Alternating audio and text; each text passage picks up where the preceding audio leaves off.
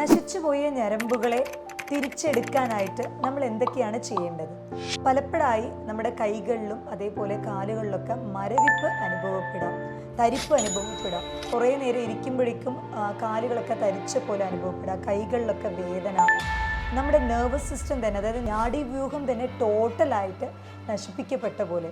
അപ്പം ഇങ്ങനെ ഒരു സിറ്റുവേഷനിൽ ഞരമ്പുകൾക്ക് ഒരു ഉന്മേഷം നൽകാനായിട്ട്, നശിച്ച് ആ ഒരു ഞരമ്പുകളെ തിരിച്ച് കൊണ്ടുവരാനായിട്ട് നമ്മൾ എന്തൊക്കെ ഭക്ഷണങ്ങളാണ് എടുക്കേണ്ടത്, എന്തൊക്കെ വിറ്റാമിനുകളാണ് അതിന് സപ്പോർട്ടീവ് ആകുന്നത് എന്നതിനെ കുറിച്ചാണ് ഇന്നത്തെ എൻ്റെ ടോക്ക്. ഇത് നിങ്ങളുടെ doctor Jumana Haseeni ji, doctor Jumana's homeo care, Valliyode, Palakkad.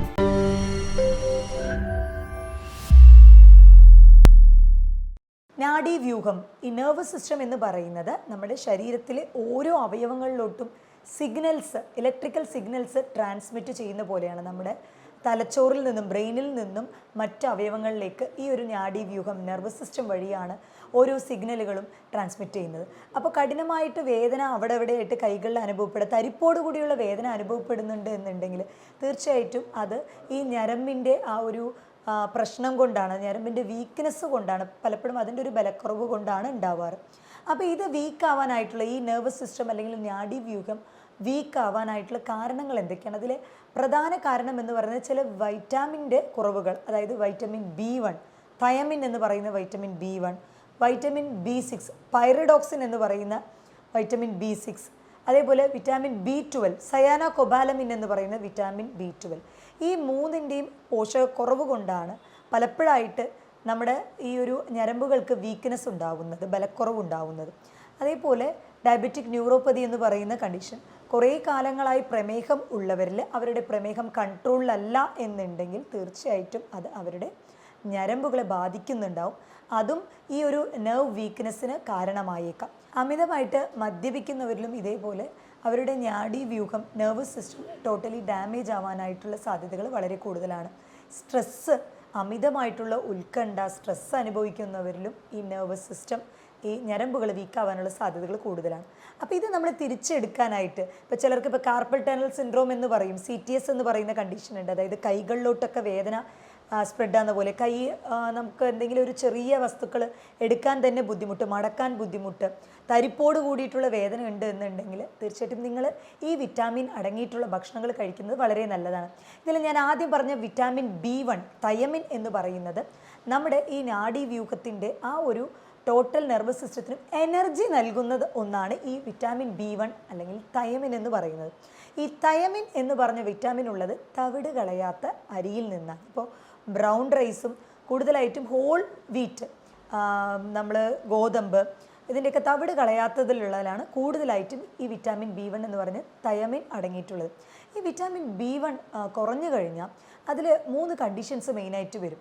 നമ്മൾ ബെറിബറി എന്ന് പറയുന്നൊരു കണ്ടീഷനുണ്ട്, വെറ്റ് ബെറിബറി, ഡ്രൈ ബെറിബറി എന്ന് പറഞ്ഞാൽ മിക്സഡ് ബെറിബറി, ഇങ്ങനെ 3 തരം കണ്ടീഷനുണ്ട്.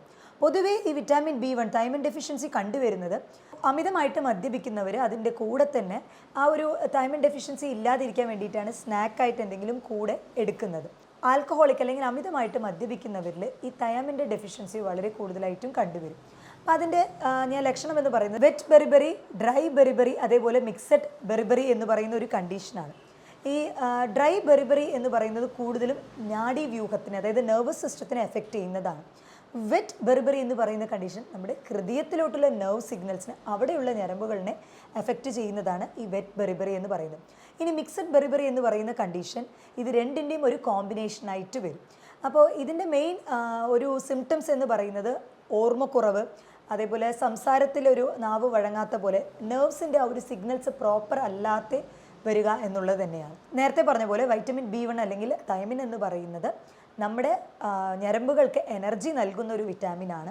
അപ്പോൾ ഇത് കൂടുതൽ അടങ്ങിയിട്ടുള്ളത് നമ്മൾ തവിട് കളയാത്ത അരി, അതേപോലെ തന്നെ പൾസസ്, നമ്മുടെ പയറ് വർഗ്ഗങ്ങളിൽ കൂടുതലായിട്ടുണ്ട്, ഇലക്കറികളിലും കൂടുതലായിട്ട് അടങ്ങിയിട്ടുണ്ട്. ഇനി അടുത്ത ഒരു വിറ്റാമിൻ എന്ന് പറയുന്നത് വിറ്റാമിൻ B6 എന്ന് പറയുന്ന പൈറിഡോക്സിനാണ്. ഈ വിറ്റാമിൻ B6 എന്ന് പറഞ്ഞ പൈറിഡോക്സിൻ എന്ന് പറയുന്നത് നമ്മുടെ ന്യൂറോ ട്രാൻസ്മിറ്റേഴ്സ് എന്ന് പറയും, ചില കെമിക്കൽസ് നമ്മുടെ തലച്ചോറിൽ നിന്നും മറ്റ് അവയവങ്ങളിലോട്ട് അതേപോലെ ഞരമ്പുകളിലോട്ട് റിലീസ് ചെയ്യും. ഈ ന്യൂറോ ട്രാൻസ്മിറ്റേഴ്സിന് പ്രോപ്പറായിട്ട് പ്രവർത്തിക്കണം എന്നുണ്ടെങ്കിൽ തീർച്ചയായിട്ടും ഈ ഒരു വൈറ്റമിൻ B6 വളരെയധികം ആവശ്യമാണ്. ഈ വൈറ്റമിൻ B6 കൂടുതലായിട്ട് അടങ്ങിയിട്ടുള്ളത് നമ്മളെ ഇലക്കറികൾ ഇതിലൊക്കെ ഉണ്ടെങ്കിലും വളരെ കൂടുതലായിട്ടുള്ളത് നമ്മൾ സ്റ്റാർച്ചി വെജിറ്റബിൾ എന്ന് പറയും. അതായത് നമ്മുടെ ഉരുളക്കിഴങ്ങ്, അതേപോലെ തന്നെ സ്വീറ്റ് പൊട്ടേറ്റോ എന്ന് പറഞ്ഞ മധുരക്കിഴങ്ങ്, ഇത് രണ്ടിലും വിറ്റാമിൻ B6 വളരെയധികം കൂടുതലായിട്ട് അടങ്ങിയിട്ടുണ്ട്. അപ്പോൾ സിഗ്നൽ ട്രാൻസ്മിഷൻ എന്ന് പറയും. ഒരു സ്ഥലത്തു നിന്ന് മറ്റൊരു സ്ഥലത്തേക്ക് ഒരു ഇലക്ട്രിക്കൽ സിഗ്നൽ പോലെ അത് ട്രാൻസ്മിഷൻ ചെയ്യണം, അല്ലെങ്കിൽ അത് മറ്റ് അവയവങ്ങളിലോട്ട് കടത്തിവിടണം എന്നുണ്ടെങ്കിൽ അതിന് വിറ്റാമിൻ B6 ഒഴിച്ചുകൂടാൻ പറ്റാത്ത ഒന്നാണ്. അതിന് വളരെയധികം സഹായിക്കുന്ന ഒരു ഭക്ഷണം എന്ന് പറയുന്നത് നമ്മുടെ ഭക്ഷണത്തിൽ ഉരുളക്കിഴങ്ങും അതേപോലെ മധുരക്കിഴങ്ങുമാണ്. ചീര, ചെറുമത്സ്യങ്ങളുണ്ടല്ലോ, അതായത് അയില, മത്തി, ചൂര, omega-3 ഫാറ്റി ആസിഡ് അധികം അടങ്ങിയിട്ടുള്ളത് ഇതും വളരെ നല്ലതാണ്. എന്നാൽ വളരെ കൂടുതൽ അടങ്ങിയിട്ടുള്ളത് ഈ സ്വീറ്റ് പൊട്ടേറ്റോ എന്ന് പറയുന്ന മധുരക്കിഴങ്ങിലാണ്. ഇനി വിറ്റാമിൻ B12 എന്ന് പറയുന്ന സയാനോകോബാലമിൻ. ഈ വിറ്റാമിൻ B12 കൂടുതലായിട്ടും കണ്ടുവരുന്നത് നോൺ വെജ്, അതായത് മാംസ ഭക്ഷണത്തിലാണ് കൂടുതലായിട്ടും കണ്ടുവരുന്നത്. അതുകൊണ്ട് തന്നെ വിറ്റാമിൻ B12ൻ്റെ കുറവ് സ്ട്രിക്റ്റായിട്ട് വെജിറ്റേറിയൻ ഫുഡ് എടുക്കുന്നവർ, അതായത് സസ്യ ഭക്ഷണങ്ങൾ മാത്രം എടുക്കുന്നവരിലാണ് കൂടുതലായിട്ടും ഈ വിറ്റാമിൻ B12ൻ്റെ കുറവ് കണ്ടുവരുന്നത്.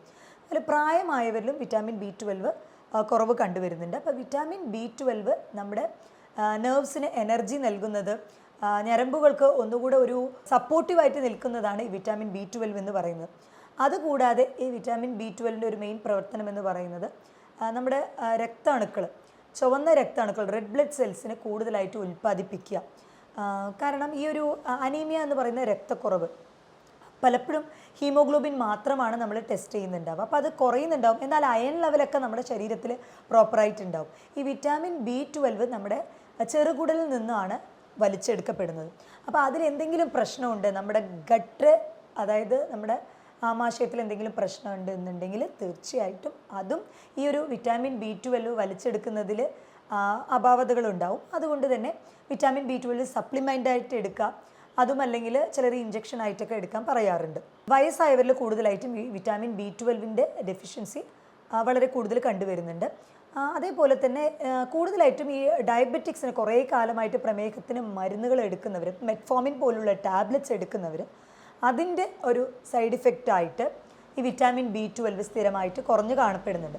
അപ്പോൾ ഒട്ടുമിക്ക ഡോക്ടേഴ്സ് നമ്മൾ അത് ഷുഗറിന് അല്ലെങ്കിൽ ഡയബറ്റീസിന് മെഡിസിൻ പ്രിസ്ക്രൈബ് ചെയ്യുന്ന ടൈമിൽ വിറ്റാമിൻ B12 സപ്ലിമെൻറ്റ് കൂടെ കൊടുക്കാറുണ്ട്. കാരണം 1 വർഷം 2 വർഷമല്ല, 10 കൊല്ലങ്ങളായിട്ട് ഇങ്ങനെ കണ്ടിന്യൂസ് ആയിട്ട് ഈ ഒരു പ്രമേഹത്തിന് മരുന്ന് എടുക്കുന്നവർക്ക് തീർച്ചയായിട്ടും നിങ്ങളുടെ വൈറ്റമിൻ B12 ചെക്ക് ചെയ്ത് നോക്കുന്നത് നല്ലതായിരിക്കും. അത് കുറവാകാനുള്ള സാധ്യതകൾ കൂടുതലാണ്.